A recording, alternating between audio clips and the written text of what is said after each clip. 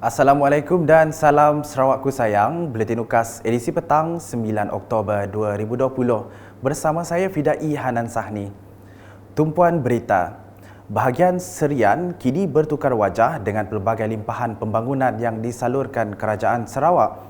Timbalan Ketua Menteri Dato' Amar Awang Tengah Ali Hassan berkata, kini penduduk Serian yang terdiri daripada pelbagai kaum berasa bangga dengan lanskap pembangunan yang terus dinikmati mereka. Beliau berkata demikian semasa simposium usahawan kontraktor Siri 12 bahagian Serian di Serian pada Khamis. Tambahnya, bahagian Serian mempunyai potensi besar dalam sektor pelancongan dan perusahaan kecil dan sederhana untuk dipertingkatkan dengan kedudukan yang strategik dan berdekatan dengan sempadan Indonesia. Dalam pada itu, beliau menggesa kontraktor untuk melaksanakan projek mengikut spesifikasi dan jadual yang telah ditetapkan untuk mengelakkan disenarai hitam. Sementara itu, Menteri Muda Hal Ehwal Korporat dan Unit Komunikasi Awam Sarawak UKAS, Abdullah Saidul menasihati Jawatankuasa Kemajuan dan Keselamatan Kampung JKKK di kawasan Dewan Undangan Negeri Semop agar menguruskan dana organisasi masing-masing dengan bijak dan telus. Abdullah yang juga adun Semop berkata, apa jua keputusan dan tindakan yang diambil perlu diadakan dalam perbincangan membabitkan pengerusi JKKK dengan ahli-ahli jawatankuasa. Pada masa sama, beliau mengingatkan semua kepimpinan JKKK dan tuai rumah dan ketua kampung tidak menyalahgunakan peruntukan projek kecil luar bandar MRP yang diberikan kerajaan. Beliau berkata demikian semasa menyampaikan peruntukan dana berjumlah RM500,000 menerusi program penambahbaikan rumah miskin Sarawak PPRMS kepada 14 buah rumah panjang bagi Nanga Bangkit, Selidap, Sungai Sian dan Muara Bunut pada Khamis.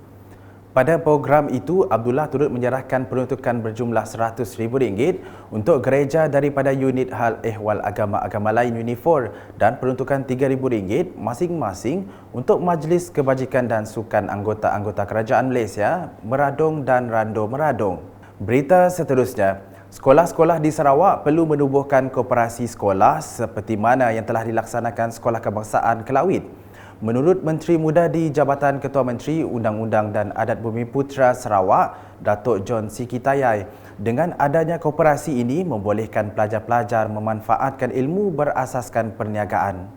SK Kelawit telah menubuhkan, jadi saya berharap sekolah-sekolah lain juga boleh mencontohi SK Kelawit agar dapat menubuhkan koperasi di sekolah mereka masing-masing. Beliau berkata demikian semasa berucap merasmikan pelancaran program permuafakatan ibu bapa dan guru dan pelancaran koperasi SK Kelawit di Rumah Peter Bansa Tatau pada Rabu. Datuk John Siki yang juga adun kakus juga menggesa setiap JKKK menubuhkan Biro Pendidikan. Ini untuk memastikan pelajar sentiasa menitik beratkan soal pelajaran, lantik di kalangan mereka yang mempunyai latar belakang pendidikan untuk pemimpin Biro Pendidikan itu.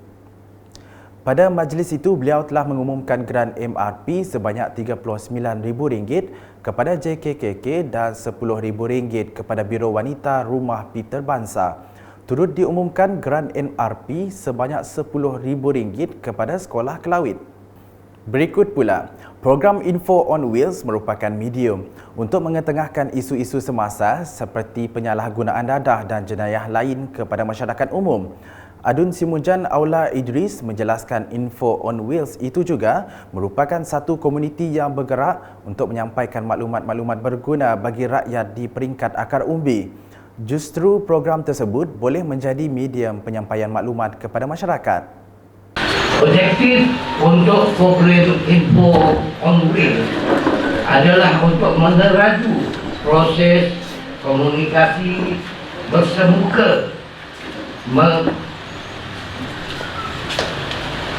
memperluaskan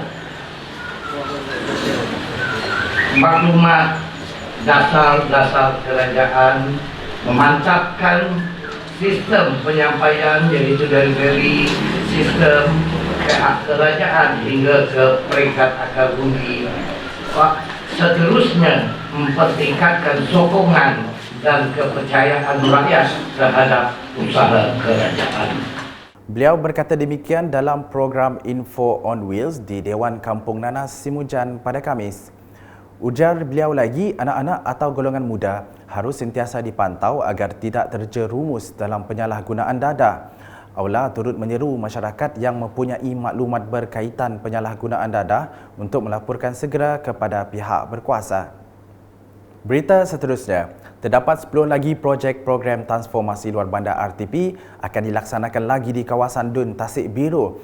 Dun Tasik Biru, Datuk Henry Herijine berkata, semua kontraktor yang dilantik bagi melaksanakan RTP itu perlu bekerjasama dengan Ketua Kaum dan Ketua Masyarakat KMKK di kawasan berkenaan. Jelasnya kerjasama kedua-dua pihak penting dalam memastikan projek yang dilaksanakan lancar dan siap mengikut jadual. Beliau berkata demikian semasa majlis penyerahan surat setuju terima kepada kontraktor di Majlis Daerah Bau pada Khamis. Datuk Henry menambah, beliau juga menyarankan pihak terlibat supaya tidak terbabit dengan projek Alibaba kerana ia mendatangkan impak yang negatif kepada projek RTP itu. Sekian edisi petang bersama saya Fidai Hanan dan kru penerbitan. Ikuti laporan selanjutnya pada edisi malam. Dapatkan pelbagai berita terkini Sarawak setiap hari di Facebook, Instagram, Twitter dan aplikasi Telegram UKAS serta UKAS Channel di YouTube. Salam UKAS.